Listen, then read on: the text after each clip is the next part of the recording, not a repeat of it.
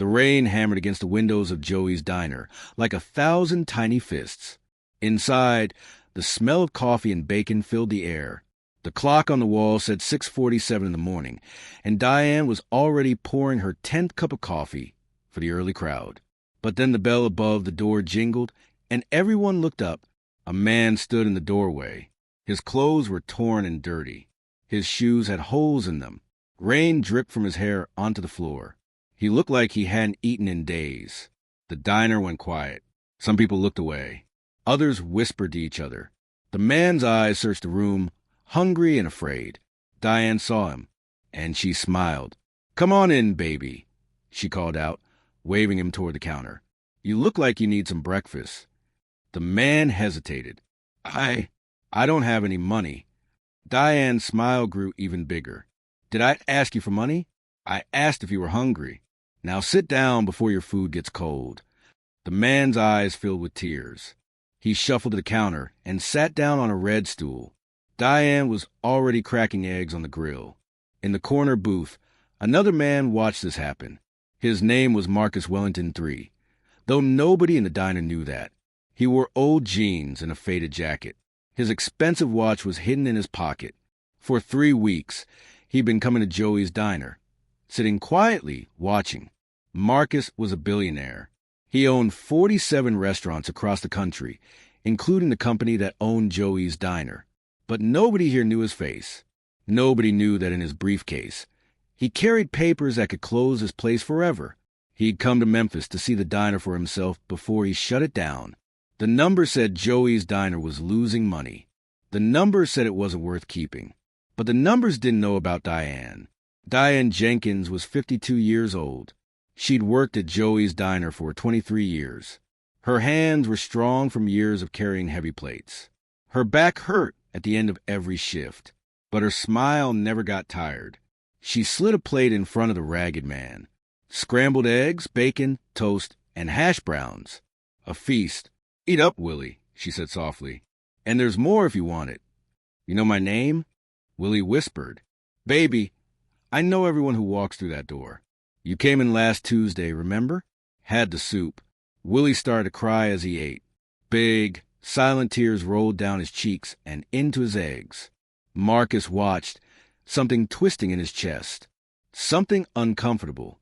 Something he hadn't felt in a very long time. A young man in a college hoodie sat at the counter doing homework.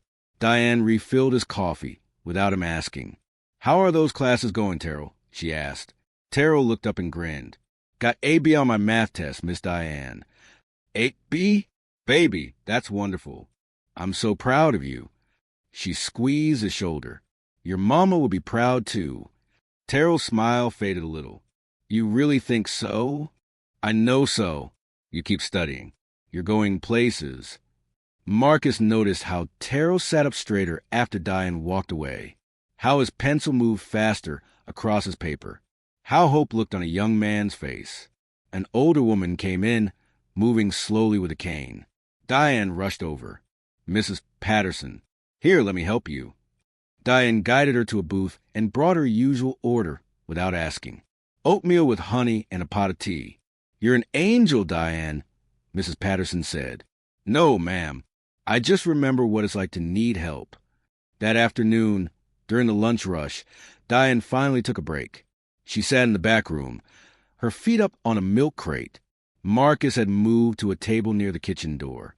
He could hear her talking to Ray, the cook. "You remember when I first came here, Ray?" Diane asked. "Course I do. You had 2 little boys and nowhere to live." Marcus leaned closer, pretending to read his newspaper. Deshaun was 7, Terrell was 5. Diane said quietly, "Their daddy had left.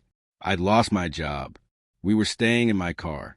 I was so scared, Ray, so scared. And old Joey gave you a chance. He did more than that. He gave me a paycheck before I'd work a single day.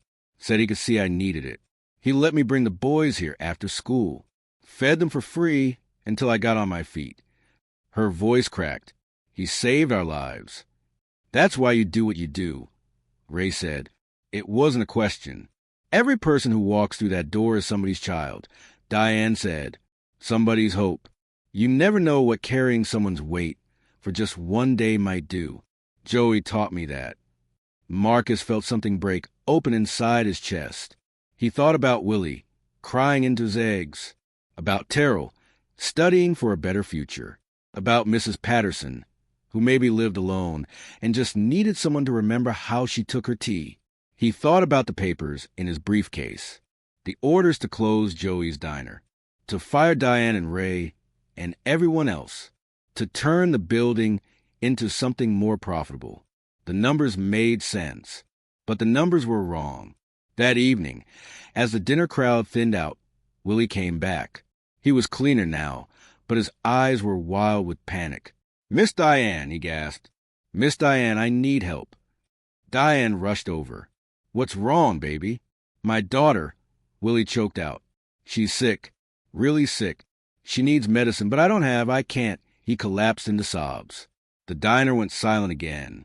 But this time, nobody looked away. Diane didn't hesitate. She grabbed her purse from behind the counter and pulled out a wad of bills, tip money she'd earned that day. "Here," she said, pressing it into Willie's hands. "You take this and get that baby her medicine." "Miss Diane, I can't." "You can and you will. And Willie," she looked him straight in the eyes, "you come back here tomorrow. We're going to help you figure things out, get you back on your feet. Understand?" Willie nodded, clutching the money like it was made of gold. "God bless you, Miss Diane. God bless you." After he left, Diane stood at the counter, staring at her empty purse. That money was supposed to pay her electric bill. Marcus stood up. His hands were shaking. His heart was pounding. Everything he thought he knew about business, about success, about what mattered, it was all crumbling around him. He walked to the counter. Diane looked up at him with those warm, tired eyes. "Can I get you anything else, honey?" she asked. Marcus opened his mouth, closed it, opened it again. "I need to tell you something," he finally said. "Something important." And outside, the rain kept falling. Diane tilted her head, studying the man who'd been sitting quietly in her diner for weeks. "What's on your mind, honey?" Marcus took a deep breath. "My name is Marcus Wellington III. I own the company that owns this diner." The coffee pot in Diane's hand froze in midair. Ray stopped cooking. Terrell looked up from his homework. The whole diner seemed to hold its breath. "I came here to decide if Joey's diner should be closed," Marcus continued. His voice was shaking. "The numbers say this place loses money every month. My board of directors wants me to shut it down, turn it into something that makes more profit." Diane set down the coffee pot very carefully. Her face was unreadable. "And have you decided?" Marcus looked around the diner, at the worn red stools, at the cracked vinyl booths, at the coffee-stained counter where Willie had cried into his eggs just this morning. "I thought I had," he said, "until I saw you give Willie your tip money. Money you need, money you earned." "So you were spying on us?" Ray called from the kitchen, his voice hard. "No. Yes. I don't know." Marcus ran his hands through his hair. "I was doing my job. I was looking at numbers. But numbers don't show. They can't show." "Show what?" Diane asked softly. "They don't show this." Marcus gestured around the diner. "They don't show that Mrs. Patterson might not eat all day if she didn't come here. They don't show that Terrell studies here because he doesn't have a quiet place at home. They don't show that Willie's daughter might die because her father has nobody else to turn to." Tears were running down Marcus's face now. He didn't bother to wipe them away. "My company owns 47 restaurants," he said. "We're closing 15 of them this year. 15 places just like this one. I've signed the papers without thinking twice. I've fired hundreds of people. I've told myself it's just business." Diane walked around the counter. She stood in front of Marcus, looking up at him. She was a full foot shorter, but somehow she seemed taller. "Why are you telling me this?" she asked. "Because I need you to help me understand something." Marcus's voice was desperate. "How do you do it? How do you give away money you need? How do you feed people who can't pay? How do you keep smiling when the world is so hard?" Diane was quiet for a long moment. Then she said, "Sit down." Marcus sat. Diane slid into the booth across from him. You see those people out there? She pointed at the handful of customers still in the diner. You see numbers. I see neighbors. You see profit and loss. I see human beings who are scared and tired and trying their best. But you have bills to pay too, Marcus said. You have your own problems. Of course I do. You think I'm rich. Diane laughed, but it was a kind laugh. Baby, I drive a car that's older than Terrell. My apartment has a leak in the ceiling. I work 6 days a week and still can't save much money. Then why? Because kindness is an investment, Diane said simply. When I help Willie, I'm not just feeding one hungry man. I'm showing his daughter that the world has good people in it. I'm teaching Terrell that success means lifting others up, not stepping on them to get higher. I'm reminding Mrs. Patterson that she matters. Marcus shook his head. But what do you get back? Everything. Diane's eyes were shining. I get a community. I get a purpose. I get to sleep at night, knowing I made someone's hard day a little bit easier. You can't put that in a bank account, but it's worth more than money. My board would laugh at that, Marcus said bitterly. Your board has never been hungry, Diane replied. Your board has never had to choose between medicine and electricity. Your board has never felt invisible. The door jingled. Willie rushed back in, his face bright with hope. Miss Diane, the pharmacy gave me the medicine. They said I could pay them back over time. He grabbed her hands. My baby's going to be okay. Diane stood up and hugged him tight. I'm so glad, Willie. So glad. And Miss Diane? Willie's voice dropped to a whisper, but Marcus could still hear. I got a call about a job. A real job. They want me to start Monday. It's like everything is coming together. See, Diane said to Willie, I told you things would work out. You just needed a little help to get through the storm. After Willie left, practically dancing, Diane sat back down. You think that's a coincidence? She asked Marcus. I don't. Willie needed food, so he had the strength to go to that interview. He needed to know someone believed in him. He needed one person to say, I see you and you matter. Marcus thought about his office in New York, the 47th floor, the view of the city where people looked like ants. He'd stopped seeing individual people years ago. He saw markets, demographics, profit margins. I've been so blind, he whispered. Not blind, Diane corrected gently. Just looking at the wrong things. Marcus pulled out his phone. His hands were shaking as he scrolled through his emails. Reports, spreadsheets, closure orders. There's a board meeting tomorrow morning, he said, in New York. They're expecting me to present the closure plan. Fiftundiness, including this one. Then you'll close us, Diane said. It wasn't a question. She sounded resigned but not defeated. No. Marcus looked up at her. No, I won't. I can't. But Diane, if I don't close these diners, the company loses millions. The board could fire me. The shareholders could sue. Everything I built could fall apart. Then you have a choice to make. Diane said, you can keep your empire and lose your soul. Or you can risk everything to do what's right. Marcus laughed. A harsh sound. You make it sound so simple. It is simple. It's just not easy. Diane reached across the table and took his hand. But let me tell you something, Marcus. Every great thing starts with one person deciding to be brave. One person deciding that people matter more than profits. The diner was empty now except for the two of them. Ray had finished cleaning the kitchen. The street outside was dark. When Joey gave me a job, he saved 3 lives. Diane said, mine, Deshawn's, and Terrell's. But it didn't stop there. Deshawn is in medical school now. He's going to be a doctor. He's going to save hundreds of lives. Maybe thousands. Marcus's eyes widened. And Terrell? Diane continued. He's studying engineering. He wants to build affordable housing. He wants to make sure families don't have to sleep in their cars like we did. Because Joey helped you, Marcus whispered. Because Joey helped me. One act of kindness. 23 years ago, and look at the ripples. Look at how far they spread. Diane squeezed his hand. You have the power to create ripples like that in 15 cities. You have the power to save not just diners, but the communities that need them. Marcus closed his eyes. He saw Willie's daughter getting medicine. He saw Terrell studying to be an engineer. He saw Mrs. Patterson remembering that someone knew how she liked her tea. He saw 15 diners full of people just like them. "I need to make a call," he said suddenly. Diane smiled. "The phone's in the back." Marcus walked to the back room. His heart was pounding so hard he thought it might explode. He dialed his assistant. "Jennifer, it's Marcus.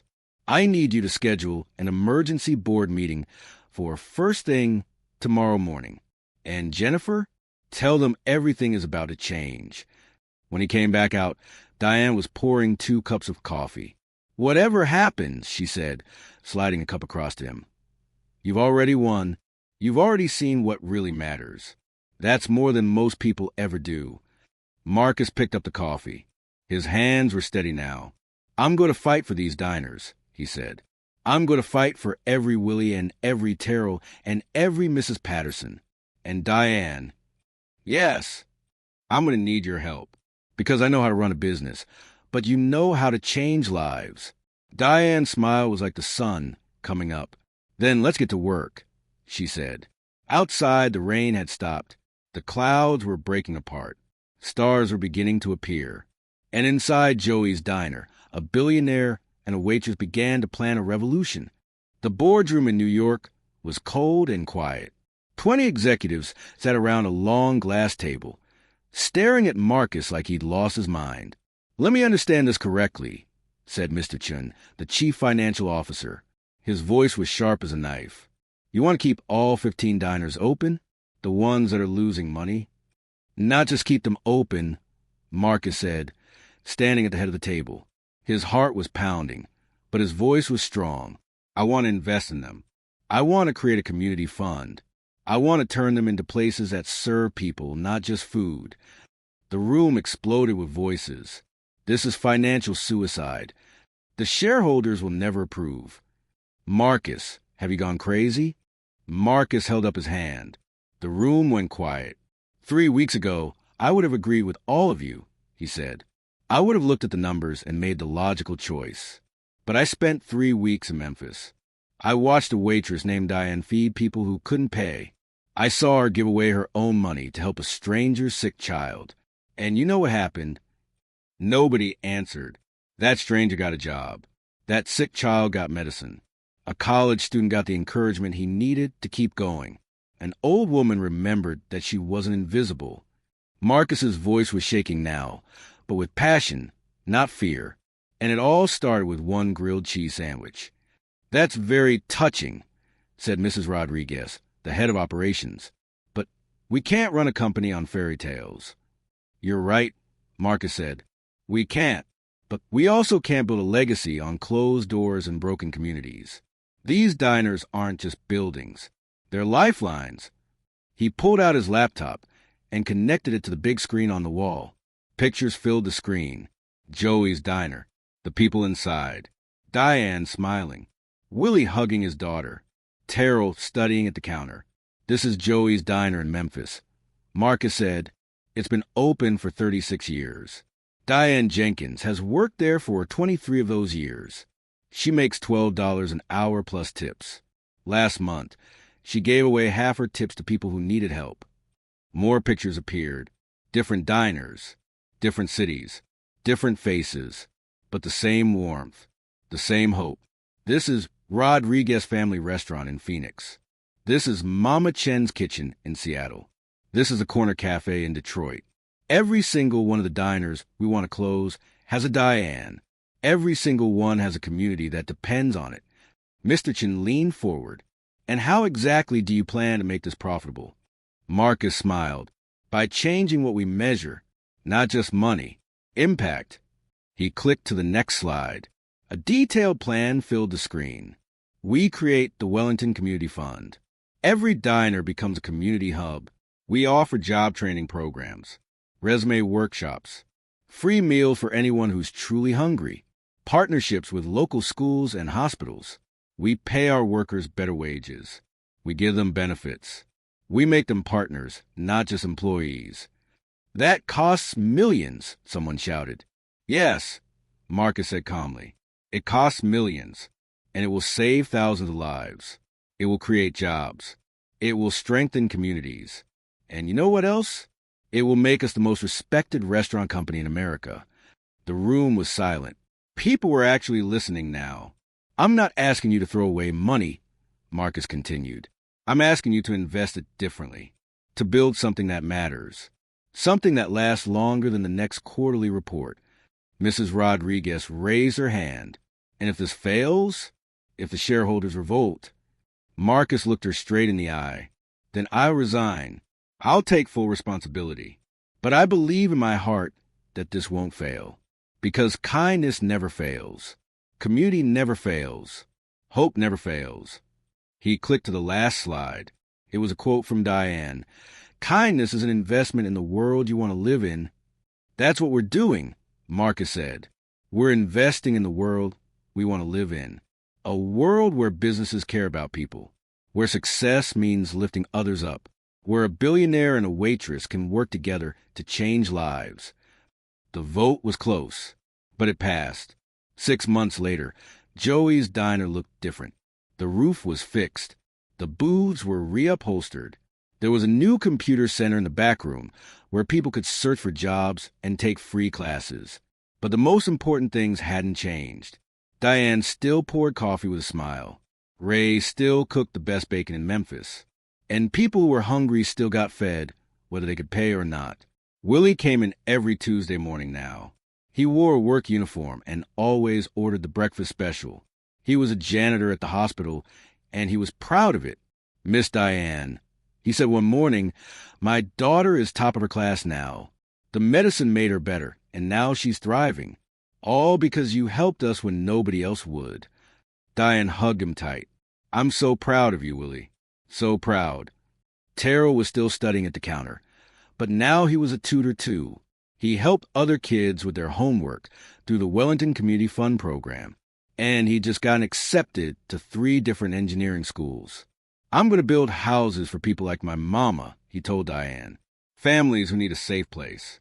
I'm going to make sure no kid has to sleep in a car. Deshaun, Diane's oldest son, came home from medical school to visit. He walked into the diner and wrapped his mother in a huge hug. Mama, I got my assignment.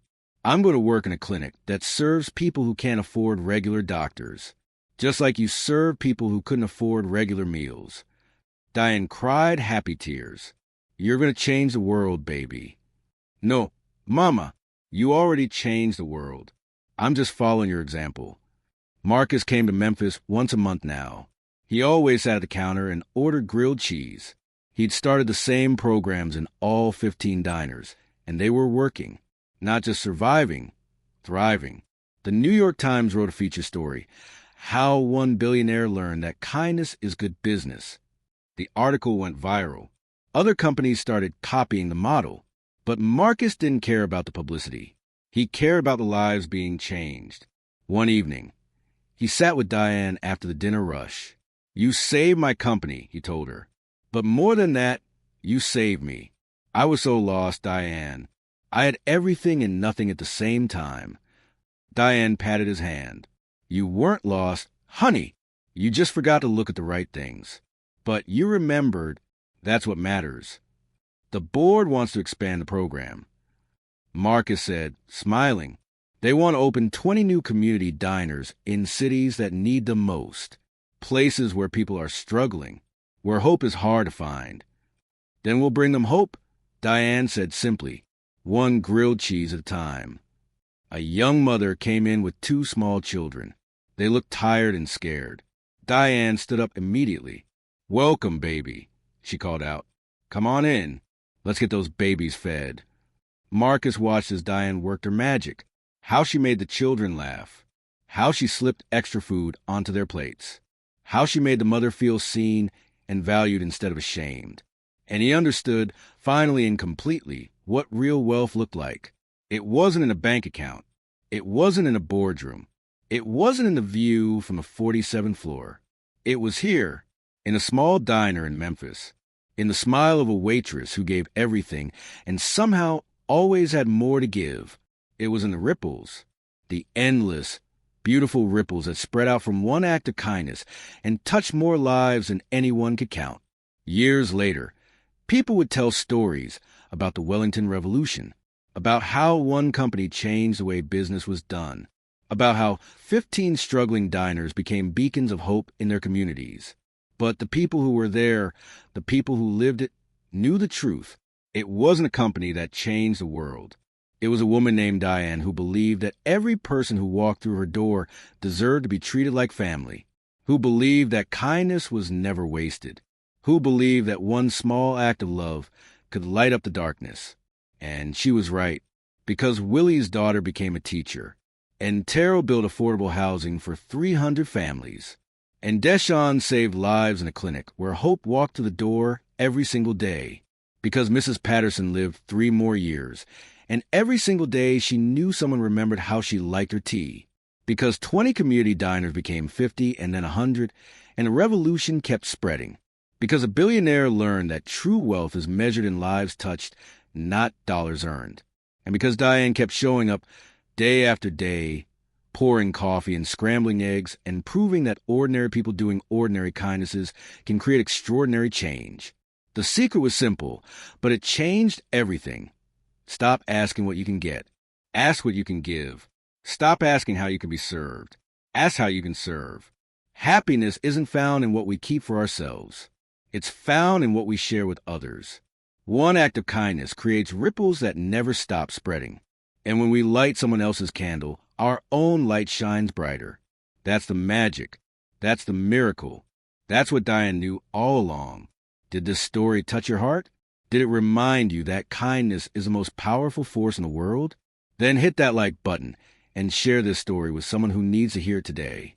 And don't forget to subscribe so you never miss stories that inspire you to be the change you want to see in the world. Remember, you have the power to be someone's Diane. You have the power to create ripples that change lives. So go out there and spread some kindness today. The world is waiting for your light.